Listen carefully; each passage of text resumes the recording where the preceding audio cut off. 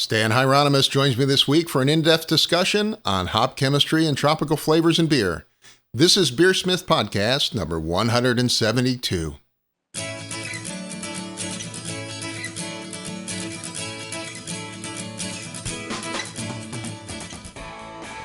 This is BeerSmith Podcast number 172, and it's mid-June 2018. This week, Stan Hieronymus joins me for an in-depth discussion on hop chemistry and cutting-edge research in tropical and fruity hop flavors.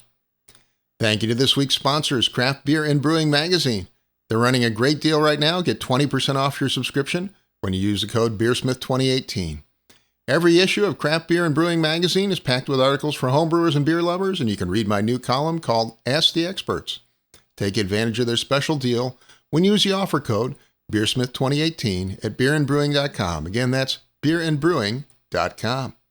And also the new BrewVision thermometer from Blickman Engineering. This interactive wireless digital thermometer connects right to your iPhone or iPad and lets you remotely monitor and record temperatures.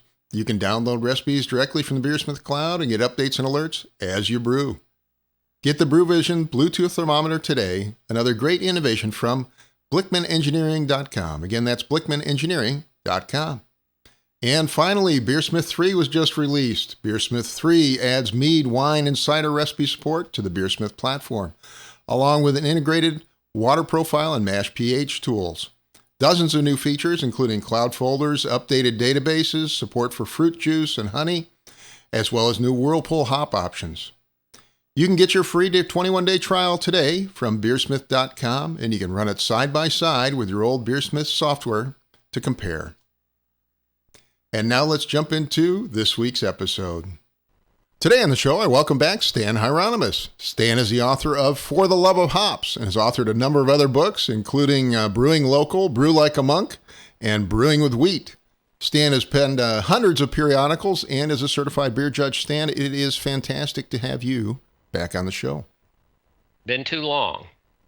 It has. It's been, I was surprised it's been almost a year. Yep. So how have you been? Where have your travels taken you lately, Stan? Well, last month I was in Peru. That was kind of fun, judging and speaking at a conference. And then some smaller trips around. I feel bad about talking about these things because your listeners go, geez, all he does is get to flit around to places and have fun. Well, that is all you do, isn't it, Stan? Really? Well, I do have fun and I do flit around. So you've got a big pinball machine in the background there, too. Yes, that's true. I haven't had much time. The pinball machine needs a little bit of repair. I haven't had a chance to get to it. And then two things, if people want to think about next year, a couple months ago, Urban Chestnut in St. Louis, where we lived until recently, held a historic lager fest.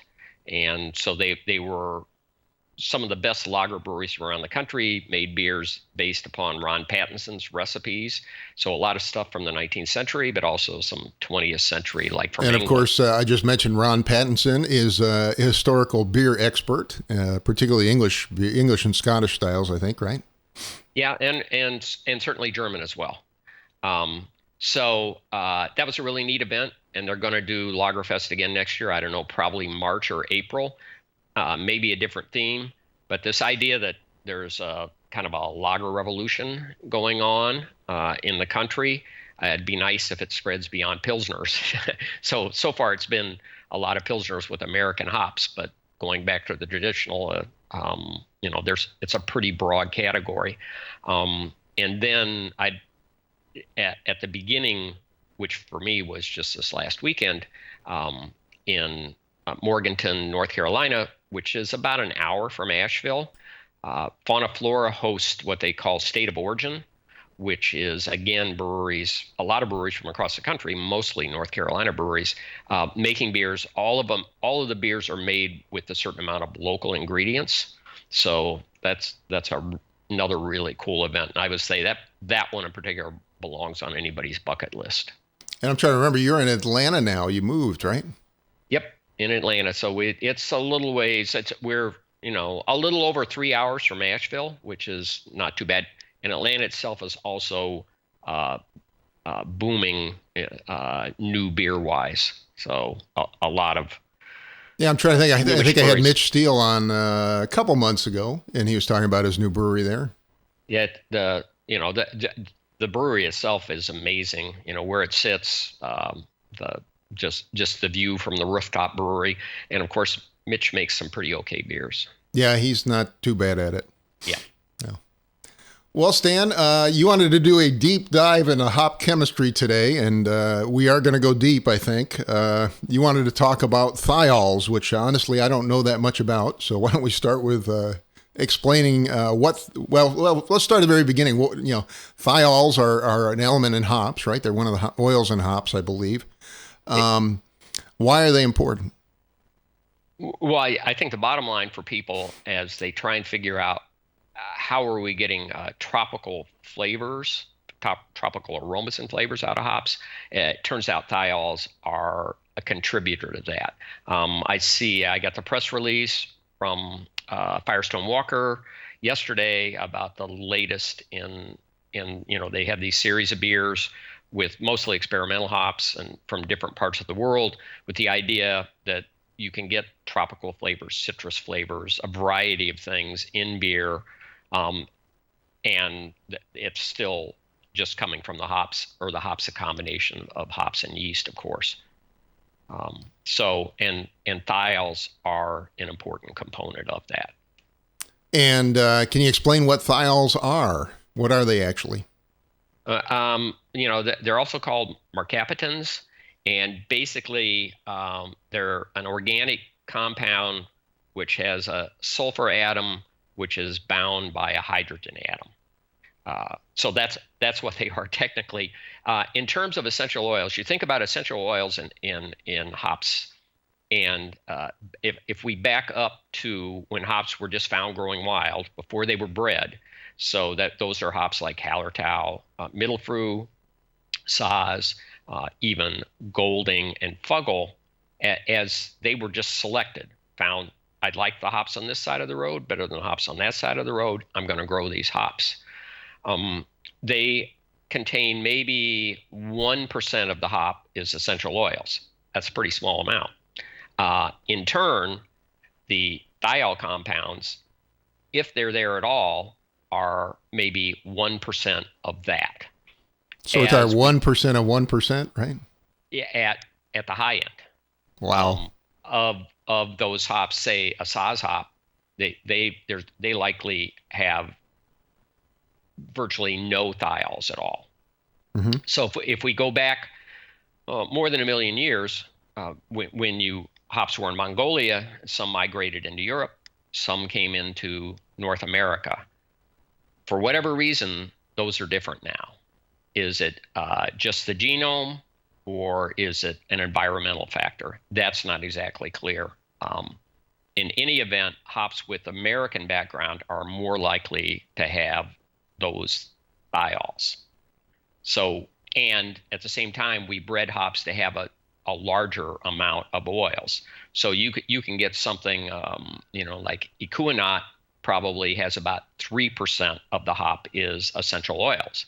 Again, still only a small amount of that is going to be the thiols, but it's a tiny amount. And I think the easiest way, which I credit Scott LaFontaine, who's a PhD candidate at Oregon State University, who's doing some research into these right now. And as he points out, basically what's there is the same as trying to, it's like the head of a pin in an Olympic swimming pool. That's not much volume there. Right. But our ability to perceive them is also can be, you can perceive it at about 6.006 parts per million, I think it is. So basically, it only needs a certain amount of parts per trillion, and you would perceive that. As opposed to, say, some essential oils like linalool, then it's 55 parts per million, so, which is a heck of a lot more than 0.006. So you perceive them at much lower levels. Everything happens, and that's why they're hard to measure and figure out exactly what their impact is. So you mentioned some of the other aromatic oils. How do those sort of fit in with thiol? Well, So if we go back about 30 years and linalool, which I think most people are familiar with, and it can give you a little bit of orangey, tangerine-y character, and just something people smell it and they go, ooh, hoppy. That was identified as a key element in hops. And so you began to focus more when people are breeding to get hops with more linalool in them. Over time, what was recognized is there is no single compound that dictates what we consider hoppy aroma. There are 500 compounds in hops. They work together, what the scientists like to call synergy. And so when Citra became, actually shortly after Citra was released, and people said, boy, this is an exciting different hop, scientists at Sapporo in Japan took one look at it and they said, look at the combination of oils in this. And what they noticed is, as well as the linalool, it had a pretty high level of geraniol. And they began investigating, and they said, coriander looks a lot like this. So they brewed beers with Citra, and instead of putting Citra in at that point, they put in coriander. And they got much of the same citrus quality. They also still had a beer that tasted of coriander, so it's not like you can start substituting coriander for Citra hops. And when they examined this, they noticed what was taking place is you were creating more citronellal. Citronellal is one of those 500 compounds, 500 plus compounds, but it's at a very low level. During the fermentation process, you got more citronellal, and that gave it more of a citrus lime quality. And then they began investigating. They said, okay, what other hops are high in these? They did more experiments, and they showed that sure enough, we were getting a more tropical flavor when we tracked down hops that were high in linalool or geraniol, because you could put the two together. They first reported that part, unfortunately, right about the time For the Love of Hops came out in 2012. So I read that report as the book was literally rolling off the presses. And after I quit crying, I began telling homebrewers, when I talk to homebrewers, you're not going to get everything you get in Citra, but it's sort of fun to look at something, a hop that isn't appreciated.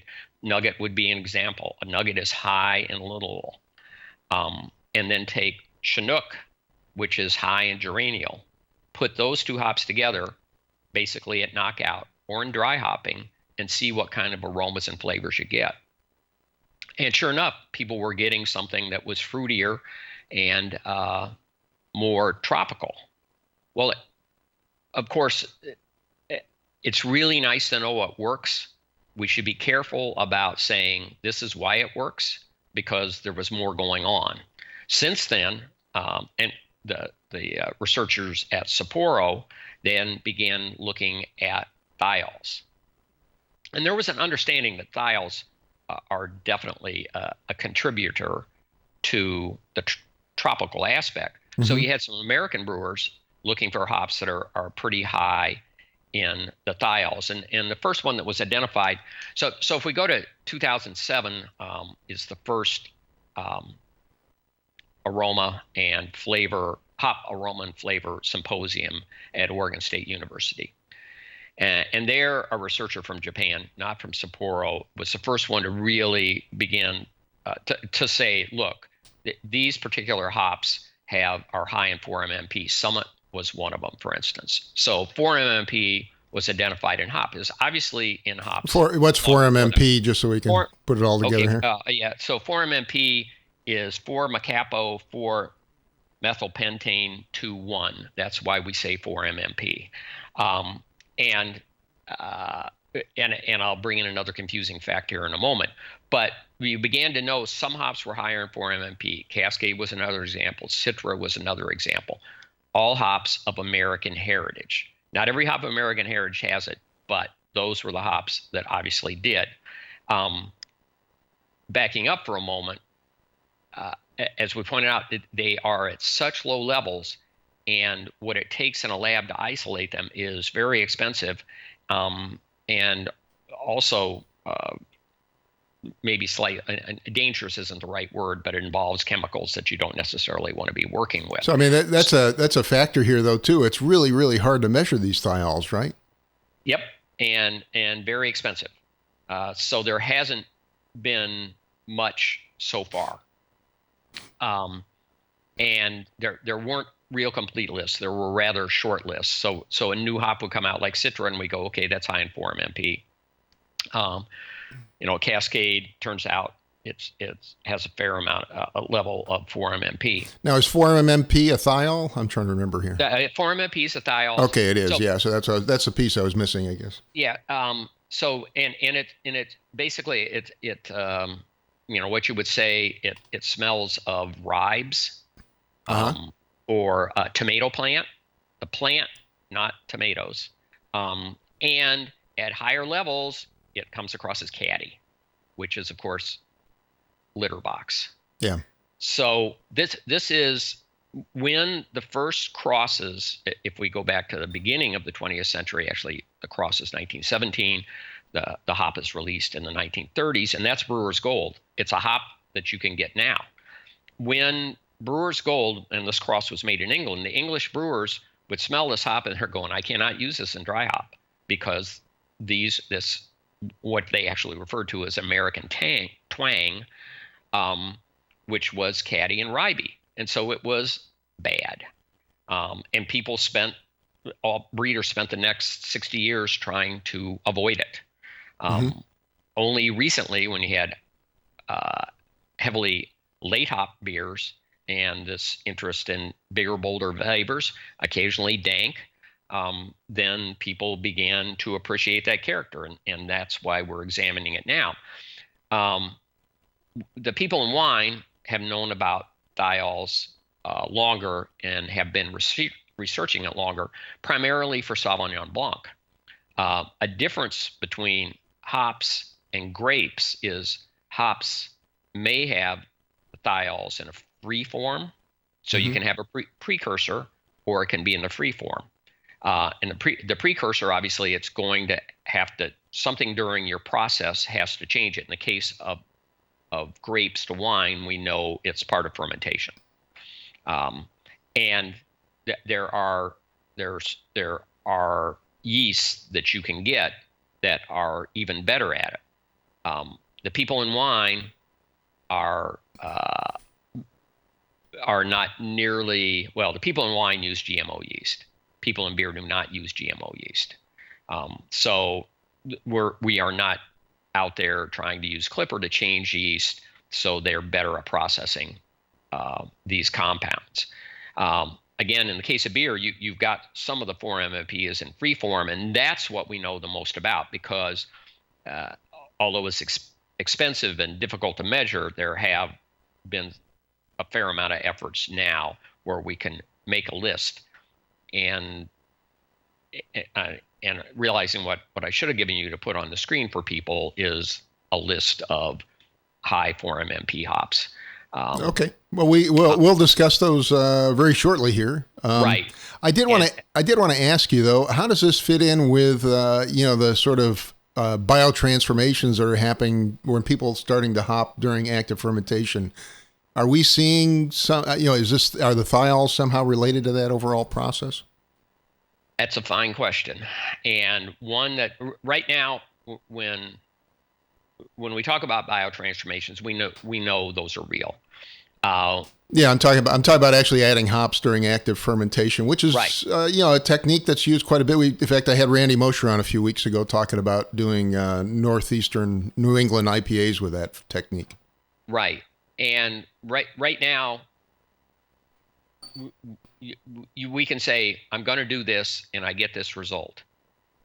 The why behind it is not fully understood yet. Not been identified. Exactly. It's not understood. And so I'm cautious. Yes, there are biotransformations, and I wrote about a little bit in For the Love of Hops. We don't know at this point, because what happens when you continue to every time you add that yeast, during fermentation, it's not just the hops that are changing. That you're also changing. You're creating different esters with the interaction of the yeast and the wort that you produced. Mm-hmm. So it's a really complex matrix. So do the thiols change?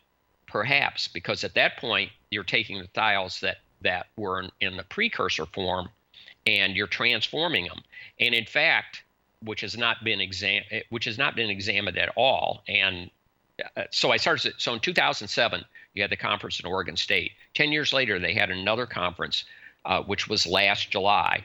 Almost half the presentations were related to thiols.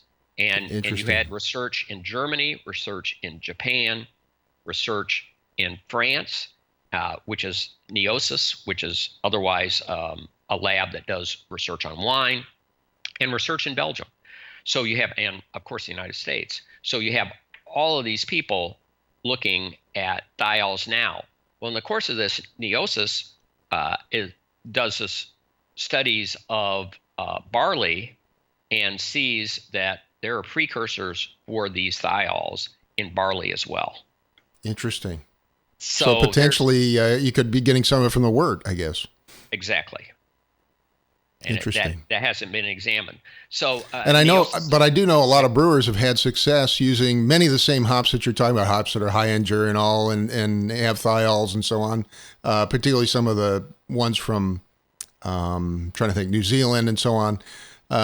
Using those during active fermentation and getting a lot of these fruity tropical flavors that you're talking about, right?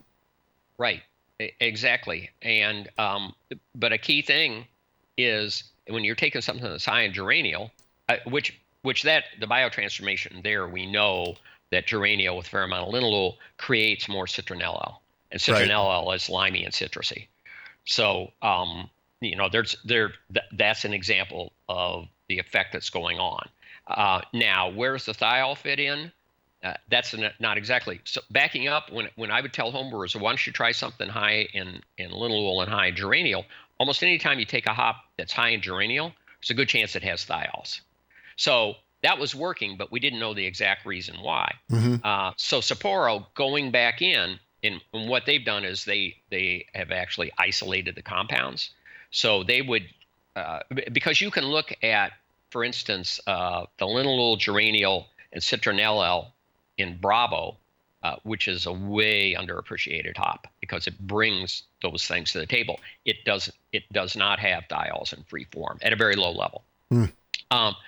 But they would look at Bravo and say Mosaic or Citra, and it does not come across as a single hop beer nearly as tropical.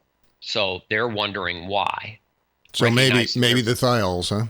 So there's a thiol. So what they would take, they'd take a compound, what they, this sort of a cocktail of linalool, geraniol, and citronellol, and you can look at that at a spider graph, just a 5-6 stars, and we'll say the lower one is tropical, and you got to sort of envision this in your mind if you're familiar with spider graphs. You take the thiol 4-MMP they were using, and you see tropical goes down to maybe 3 out of 5. You take that cocktail of linalool, geraniol, and citronellol, and that goes down to 3. You put those two together, and tropical goes down to 5. So it's clearly an interaction at that point. Doesn't need to be an interaction with yeast. That isn't exactly true because we know that you need the interaction of yeast for those other essential oils. We don't know if you need it for the thiol, but it certainly works with the thiol. So as I said, that the wine people have known about this longer. Well, they approached it from the standpoint of trying to enhance the thiols, and they're basically 3 thiols that they've isolated. So that's where beer research has started, and I won't give you the full names of those. Just you've got, as I said, there's 4-MMP, which because research has come from other directions, sometimes you will see as 4-SMP. It's the same thing. If you're in a lab, not totally the same thing, because if you're in a lab and you're going to run these things through mass spectrometry, then you need to know the standards. So some people might buy standard for 4-MSP, for 4-MMP, but that is the same thiol. And the other two are 3MH, which is prominent in Nelson Sauvin, as a matter of fact, and 3MHA. So the wine people were looking at this from thiols. What they began to understand is when they had linalool and geraniol, that's when they got a Sauvignon Blanc the people preferred. Interesting. So maybe a combination of the three, huh? Right. Of course, you said they often occur together in the hop anyways, right? Right. Exactly. So it's not the exact why behind what is happening is a mystery. That it can work with these hops is certainly, we see proof of that. Awesome. Well, in your paper, you also talk about a concept called thiol potency. What does that mean? Well, this is Neosis, which is the lab in France. So they've recognized that you do have these bound thiols. So you would ask yourself, for instance, Citra has both. And you could just use it at a dry hop. And in fact, at a dry hop, probably you don't need to be doing it clear through fermentation. And you're going to get the impact. You have others like, say, Calypso, which has almost no free thiols, but it has a lot of bound thiols. So that you would want to add, you wanted to have that in interaction with the yeast. So they'd like to put a number. So you've got two numbers there, really. One is the total thiol potency, but the other is where you would use it. So so like the free, that's the free thiols, I guess, versus the bound ones. Oh, well, they actually give a number. So I forget the exact number. Calypso might be 112, and Citra might be 69. That's definitely not the number. But it turns out that Citra is easier for you to use. So that's just the beginnings. And at the same time, again, researchers at Sapporo, what they're beginning to look at is bound geraniol and free geraniol. It's easier to measure free of anything. Interesting. There's a whole lot that, how much do you need to know? It certainly makes it easier to do your first formulation for a recipe. Well, we're getting down in the weeds now, but I wanted to ask, maybe take this back to the beginning and say, well, what kind of hops do have the characteristics that we're talking about here? What are some of the hops that are accessible to homebrewers that we might be able to use to make these sort of fruity tropical IPAs? Well, they're the ones people would have a pretty good guess. In terms of high levels, you've got Citra, Simcoe, Eureka, Summit, which of course is another hop that I think is way underappreciated. Apollo, Topaz, Mosaic, Equinaut, Galaxy, Nelson Sauvin, and Vic Secret. I would not be surprised if whatever the next hop that comes out of Australia is, will almost surely be high in thiols. We had, at a different thing I was at a few weeks ago, we had a bunch of experimental hops and two experimentalists from Australia, and they are, they were on the verge of caddy to caddy. But in the right combination, that's what gives you super tropical. So why are the hops out of New Zealand and Australia such big character? Do have such big thiol content here? Well, because if you look back in their breeding program, they have American in their background. You don't have to have a large amount of American. If you just look at the breeding of a hop, it doesn't take an immense amount, and part of this has to do with the sexual activity of hops when they're breeding, because they can create something almost entirely new.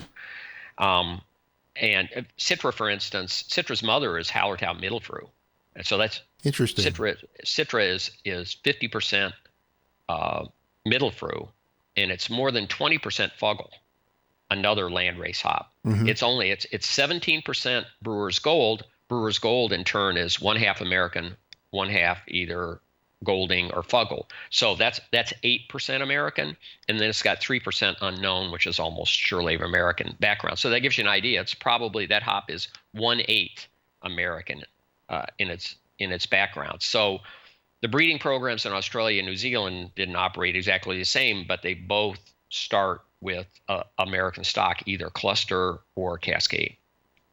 Is there anything about the region there that may contribute as well, or is it primarily just the hop genetics?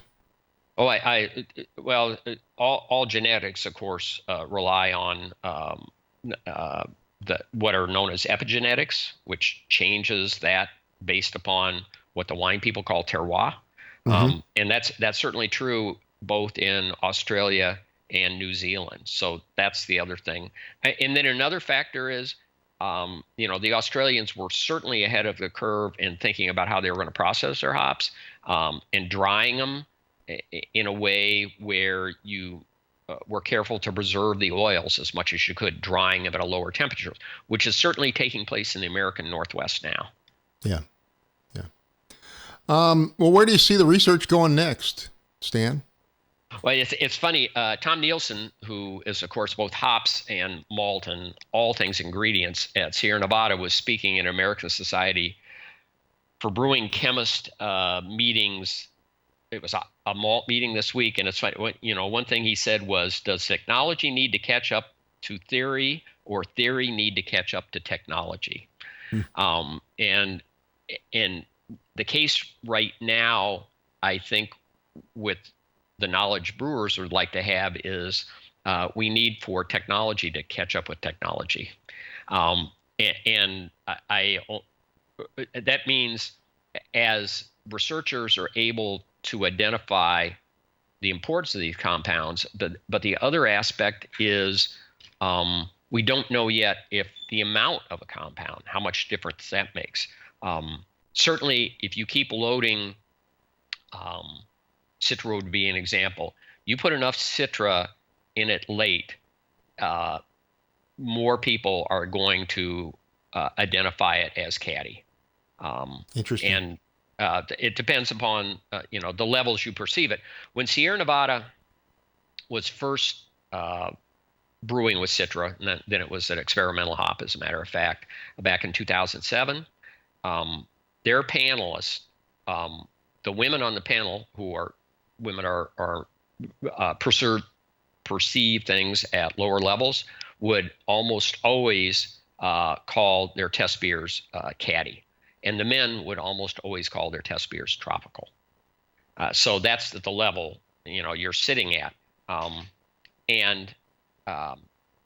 But anyway, as you add, you can go to a certain level, and you would end up with caddy. So that would be one thing that people would like to know. Is it enough to know that the hop almost always say Eureka, which is a proprietary hop from Hopsteiner, is going to have a high level of 4-MMP, then or do I need to know that it's X parts per trillion? That is not clear right now.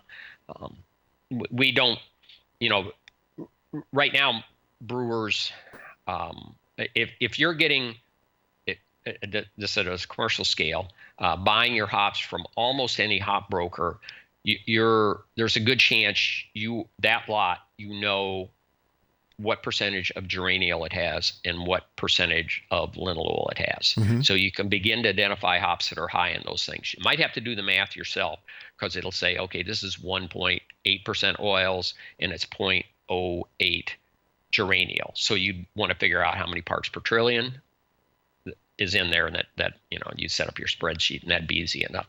Homebrewers don't have that information yet. And we're maybe getting there. They will eventually. Yeah. And certainly when you, it's there. Whoever bought those hops from, whether it's from YCH Hops or Hollingberry, has that information. But when a homebrewer supplier buys those hops, breaks it into smaller packages, they don't necessarily pass that along. and it would not be hard to do. I know when you buy it from Hollingberry, you get a QR code, and they are running the specs on every lot of hops. Even the thiol? Do they have the thiol content? They do not have the thiols. No. Yeah, because it's too hard to measure, right?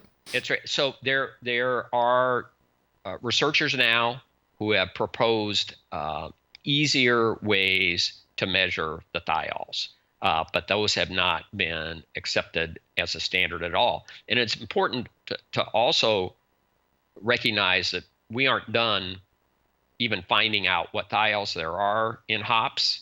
Started with what wine knew, but now there's a one called 3-sulfane-4-methylpentane 1-ol, and that's really grapefruit-like.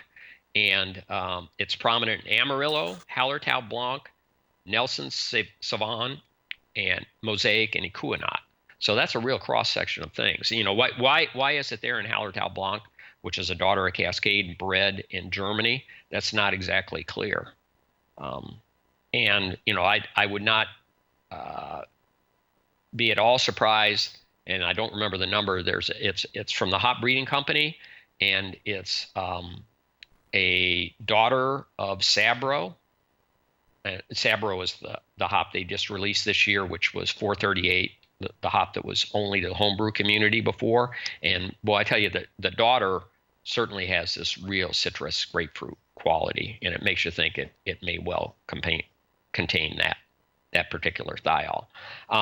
But backing up, even so, for instance, to do just mass spec at a top notes level, in other words, the least expensive mass spec, and the machinery is going to cost you like $25,000 to $50,000, and then each time you run it, it's going to be at least $30, and then to do it at the high end, then you're at like $175,000 and close to $100 to run every lot. And that's just so you would have refined these other essential oils where we aren't even at thiols at that point. Interesting. Well, Stan, what advice do you have for homebrewers that are looking to get these tropical citrus flavors into their beers in terms of either hops used or technique? Well, I think in terms of the hops used, you can identify the ones that are highest, find ones that work for you. So for instance, if we say, I listed the high levels, but you've got significant, I'll just read off a few more, which are Zeus, Cluster, Chinook, Cascade, Centennial, Amarillo, German Northern Brewer, Hallertau Blanc, German Cascade, and Mandarina Bavaria, and then Polaris. And those are sort of a medium group. Is that what you're saying? Well, they're significant. Okay. Then measurable would be more like Calypso would be an example. Now, Calypso, maybe we're going to find out you can use it in other ways. The hop formerly known as Denali, which may be known as Denali, again, that's from Hopsteiner. Mm-hmm. And they've got a trademark issue going on, so they've gone back to giving it its experimental number, which I do not remember because they get 5-digit numbers. But anyway, there's a Lemon Drop, another example. I think Lemon Drop, and this would be a whole nother topic, Lemon Drop has a couple compounds that some researchers in Great Britain identified that I haven't seen anyplace else. And of course, Lemon Drop is, and those researchers are the ones that came up with the a blend of Cascade and Lemon Drop, which is meant to simulate Citra.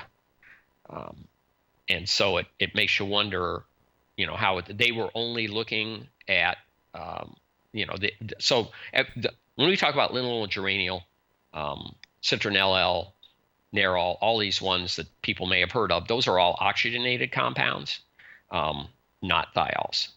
So the oxygenated compounds is where they're easier to recognize. There are standards for those, and you can run mass spec on them. So that's been examined a lot more.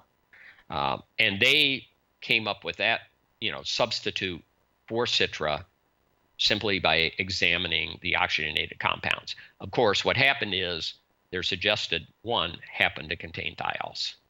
Interesting. So it shows you how we can make things work even when we don't know exactly how they work. So from a homebrew standpoint, I would say,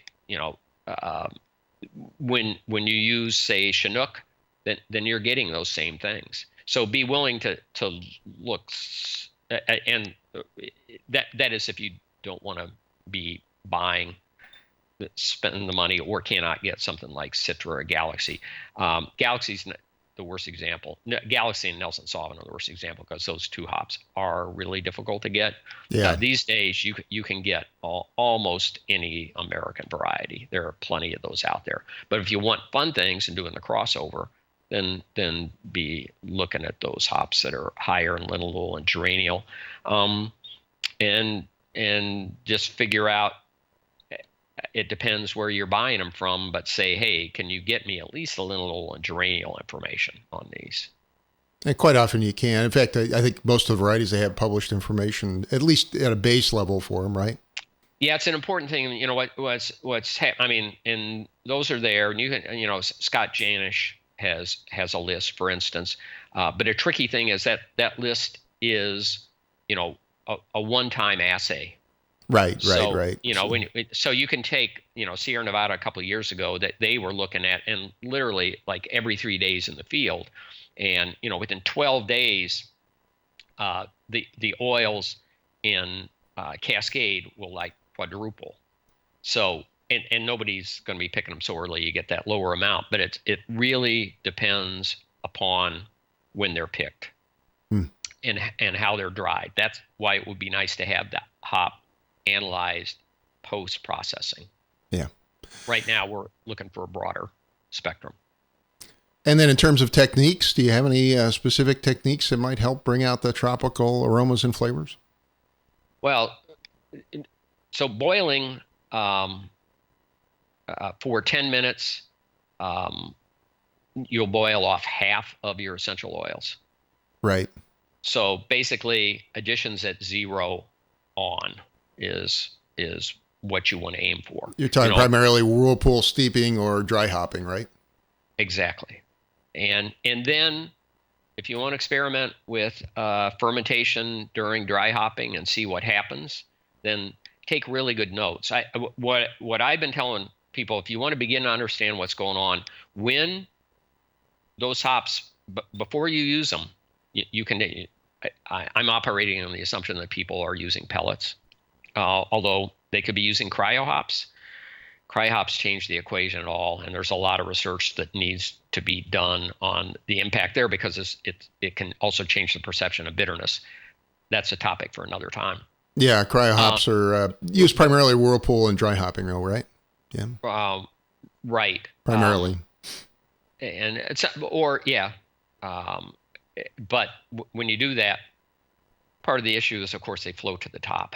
So the one tip I throw in there is when you are dry hopping with cryo, if you use some pellets as well, then they'll cling to the pellets. Mm-hmm. So you get the effect of the cryo and just a little bit of pellets in there as well.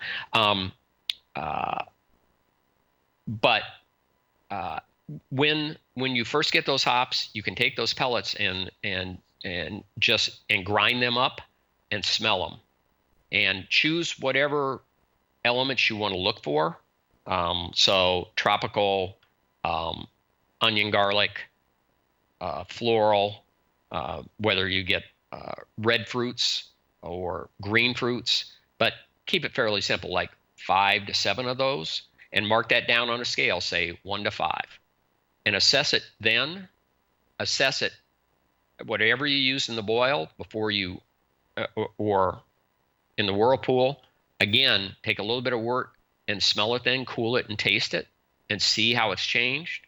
Then in your dry hopping process, if you do it partway through dry hopping, then you've got another change, a little bit of wort out. So keep assessing that hop all the way along, and you begin to understand how it's changing. So in the raw form, post-boil, during dry hopping, post-dry hopping, and then eventually in your beer. And you'll begin to understand what's going on with your hops that way. And the unfortunate thing is, the next time you get, say, Centennial or Cascade, they're probably going to be a little bit different. Right. Right now, those are the breaks of the game.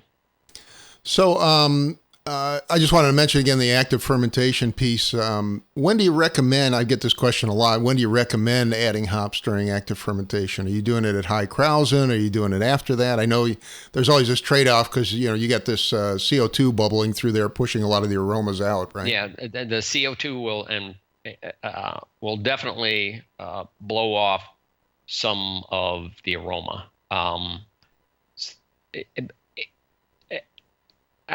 What I would recommend is do those different ones in your setup. So do one and particularly if you're evaluating along the way, so you're hitting all those marks, and you've got something you can go back and look at. Do one time at high Kreuzen, and then the next time right after high Kreuzen, so you can see what am I losing, what am I gaining. So that's right after peak fermentation, if you will, yeah. Right. And then you could also do it at that point after basically, say you're one Plato from final gravity. That'd be another place because you still got plenty of yeast cells there. Mm-hmm. You're probably going to get it. It's going to be an ongoing thing, even when you're bottle conditioning. Interesting. Okay. Well, Stan, I do really appreciate you coming on the show again. Thank you so much for being here.